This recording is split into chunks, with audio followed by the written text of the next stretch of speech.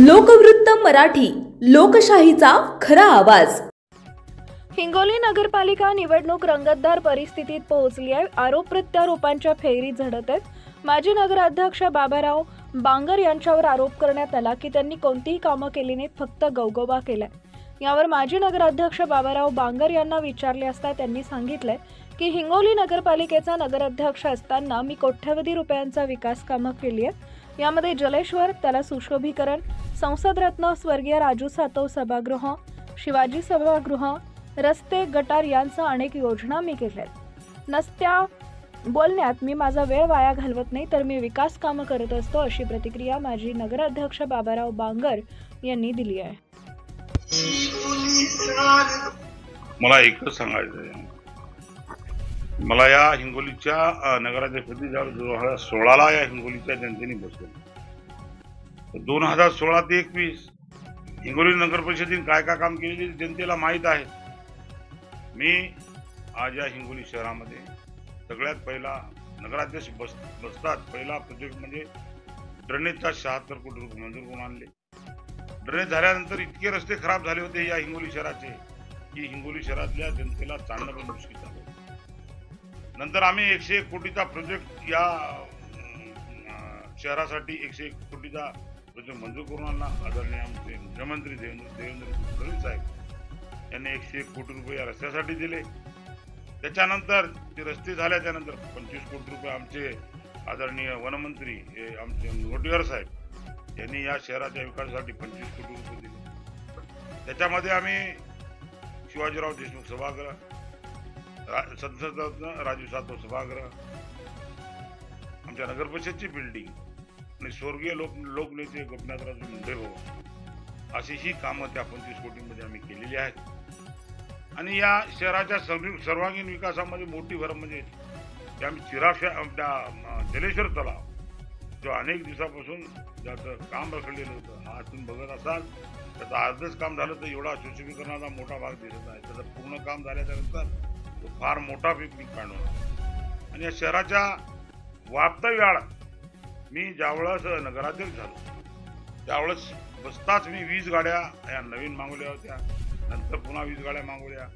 कचरा या हिंगोली शहरातला संपूर्ण कचरा मी संपवला होता, सगळी घाण संपवली। आणि त्या नगराध्यक्ष असताना मला स्वच्छ संरक्षणमध्ये महाराष्ट्र शासनाचा 3 कोटीचा पुरस्कार आपल्या हिंगोलीला मिळाला, नगर परिषदला। दुसरा पुन्हा 3 कोटीचा पुरस्कार स्वच्छता संरक्षण मध्ये मिळाला। 5 कोटी रुपये वसुंधरा माझी मिळाली।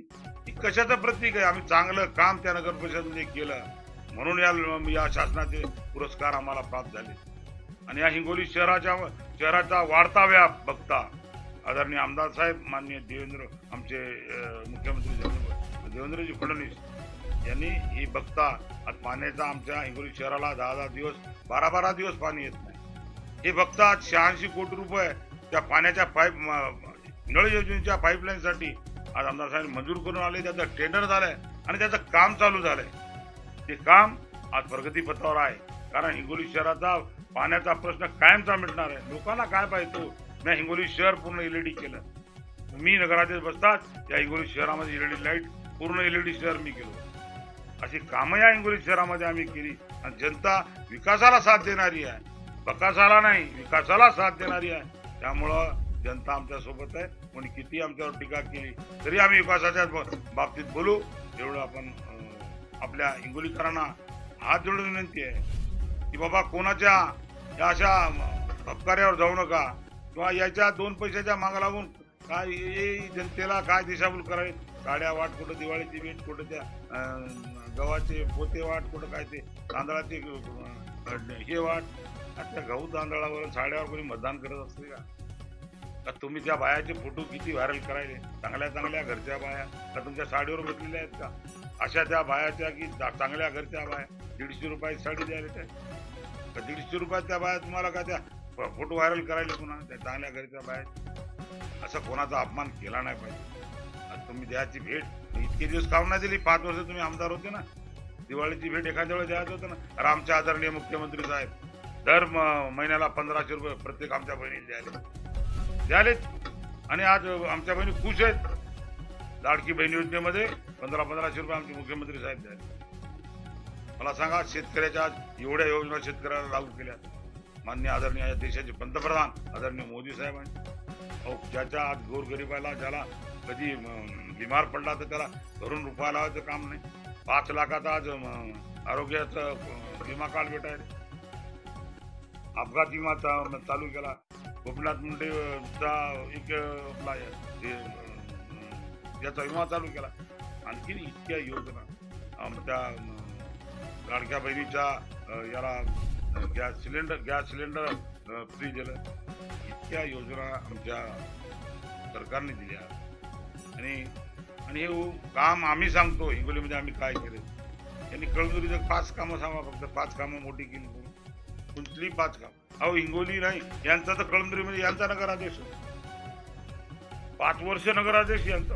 कळमनुरीचे हाल पाहून त्या शहरात काय हालत आहे, त्या कळमनुरी शहरात तिथले लोक इंटरव्ह्यू द्यालेत ना टीव्हीला, आमच्या शहराचे काय हालत. विकास गेला कुठं? आम्ही तरी छाती टोकून सांगू शकतो आम्ही विकास केला आहे आणि विकासावरच आम्ही मत मागणार आहे. आमचं हा विकास करणे ध्येय आहे. आज मी मायबाप जनतेला विनंती करणार आहोत. मायबाप जनतांनी मला या हिंगोलीच्या नगराध्यक्षांनी आमचे खालचे जे नगरसेवक असतील त्या सर्व नगरसेवकांना निवडून द्यावा आणि पुढचा विकास आम्ही करतो का नाही बघावा. आम्ही 100% तुमचा या शहराचा सर्वांगीण विकासासाठी आम्ही सदैव तत्पर राहणार आहोत आणि सदैव विकास करत राहू.